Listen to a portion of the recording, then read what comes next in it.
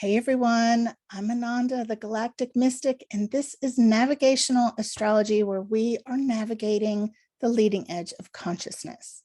Welcome to the final full moon of 2021.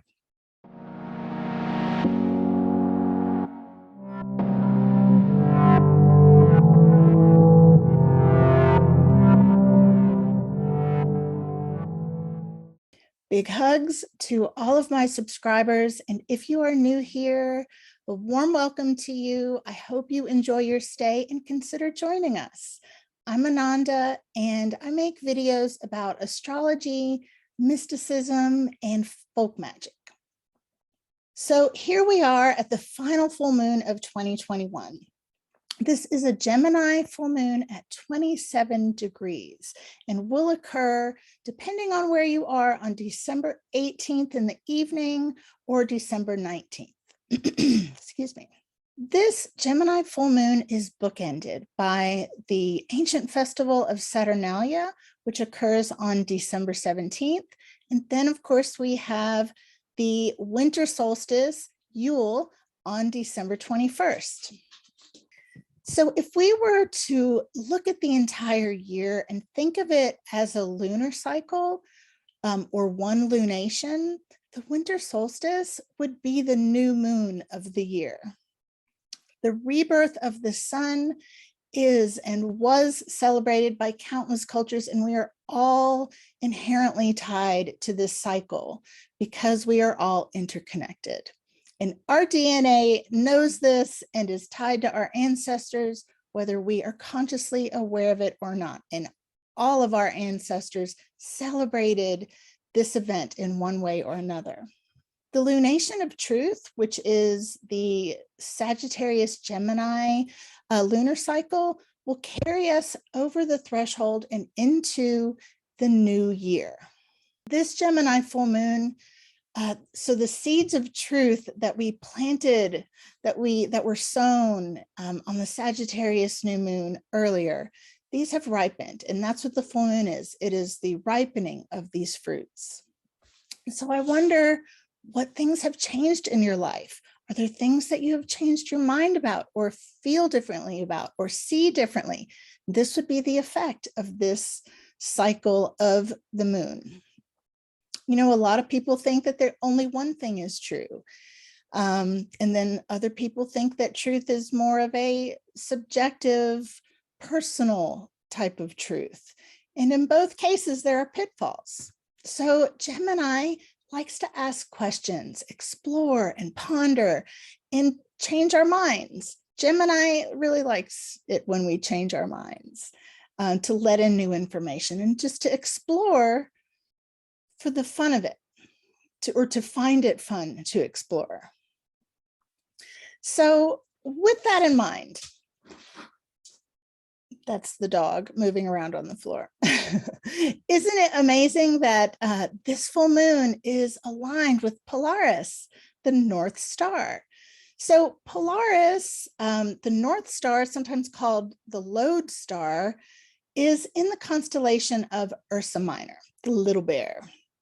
This marks the celestial North Pole, or the point in space where if you were, standing there and you looked directly above, there would be a faint star. And if you watched throughout the night, everything else in the sky would seem to orbit around this one fixed point. And that's the North Star. And we have one on the south too, a South Star.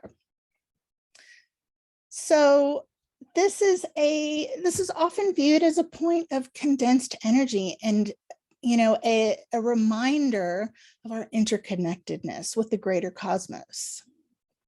The star has also widely been associated with supreme divinity, faithfulness, perseverance. And if you think about it, as a navigational star, a sailor must keep his eye on this star, know where it is at all times, so he can keep his direction in mind. And it's passion and determination that helps us keep our eye on the ball, right? This idea about faithfulness and perseverance. Another interesting thing is that in India, Polaris is associated with Vishnu, the protector and preserver of the universe. And, it's easier to persevere when we feel protected, isn't it? So Vishnu, in connection with the North Star, gives us this support in our direction. Another interesting thing is this star is associated with the last card in the major arcana of the tarot. And this is the World card, which represents a completion of a great cycle.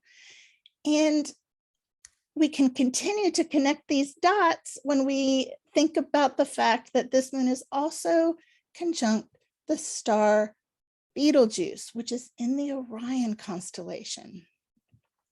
That star is associated with the first card in the major arcana, the Fool. So we have this representation of completion, and then the journey to the new beginning. There's always a little bit of a gap in there, isn't there, from completion to the next new cycle. And so we kind of find ourselves in this space of completion and new beginning at the same time. It's really beautiful. So I love how this aligns. We have the support we need to cross the threshold of the new year and begin anew with the sun, as the sun is reborn during the solstice. So there's more. This full moon is also opposing the galactic center, and that's actually where the sun is. This is the still point that commands the rotation of our star system and the hundreds of billions of other star systems in our galaxy. So this gives us a direct link to the flow of supreme consciousness, if we allow it. In Vedic astrology, the galactic center falls in the lunar mansion called Mula. And Mula means the root or the center, the beginning. And how interesting is that, considering that, the galactic center is not really, you can't find it with your naked eye in the night sky. Yet how did the ancients know to associate that part of the sky with this idea of the center? It's fascinating. So this full moon is also in a really supportive sextile with Eris, the goddess of discord, and she is retrograde. So Eris has a little bit of a dual nature. She's like a pot stirrer, or she likes to poke the bear. She likes to get us like riled up and good and angry about things. And when she's retrograde, we tend to turn that anger inward toward ourselves. So because this is a sextile with the full moon, we're actually going to have some support in this. And as we have this awareness of how maybe we're internalizing some things or beating ourselves up about some things, we can have this breakthrough, this support of an aha moment that we can carry into the new year. This self-forgiveness and forgiveness of others will be much easier because we also have a beautiful trine with this full moon and Jupiter. This is such a positive, forgiving, a very agreeable energy. Beautiful to have at this time of year. It's like a blessing. It's a blessing over this whole full moon. And we may just kind of have moments where we think, you know what, I think it's going to be okay. I think this is going to work out. I have a good feeling about it. That being said, last but not least, we have a very tight quincunx between this Gemini full moon and Venus and Pluto, who are conjunct. Venus, of course, a mere 6 hours after this Gemini full moon is exact. 6 hours later, Venus will turn retrograde. So at this moment, she is very, very stationed. She is not moving in the sky, and that can be a bit of a weird feeling. But I don't want you to be afraid of Venus retrograde. There's a lot of fear pouring out there about it. And if there's a helpful way to think about this, think of it as a journey into healing, reconciliation, closure, and self-reevaluation of worth. So if there's any place in your life where you can give yourself a raise or raise your prices or raise your expectations, or, you know, if there's a situation, if there's a power imbalance and you are due more, of course, in the opposite way, if you are taking too much, that will come painfully evident as well. This is a balancing of the scales of power in love, money, and worth. So whenever Pluto is involved, it's a time of reckoning. Hidden things come up to the surface. So as Venus is going retrograde, she's already conjunct Pluto once. She will 2 more times. So it's going to be a bit of a rocky road. But this moment of this full moon, it's a good time to let things that are done be done. We're at the end of the year. It's almost like I was saying in the beginning, the new moon of the year on the solstice. So think about what you have done that is amazing. I would love to hear in the comments what you have done this year that you are proud of, that gave you the most joy, that you would love for someone to hear and to witness you being amazing. Put it in the comments and let me see how amazing you are. I hope you have an incredible Gemini full moon and a happy Yule, happy solstice.